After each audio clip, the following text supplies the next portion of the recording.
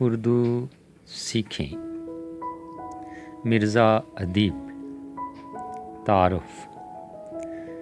دلاور علی bag Mirza ادیب 1914 عیسوی میں پیدا ہوئے۔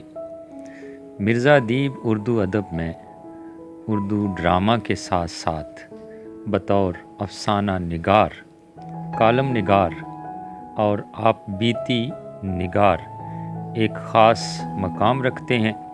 ان کی تحریریں نہایت شستہ اور عمدہ زبان میں ہیں جو دل پر اثر چھوڑنے والی ہیں۔ ان کی سوانح عمری مٹی کا دیا بہت مشہور ہوئی۔ یکبابی ڈرامے لکھنے میں خاص مہارت رکھتے تھے۔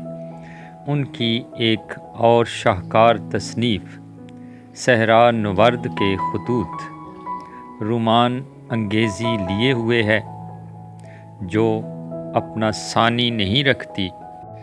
ان کا انتقال 1999 عیسوی میں ہوا۔ ڈراموں کے مجموعے آنسو اور ستارے، لہو اور قالین، شیشے کی دیوار، ستون، فصیل شب اور پس پردہ ان کے ڈراموں کے مجموعے ہیں۔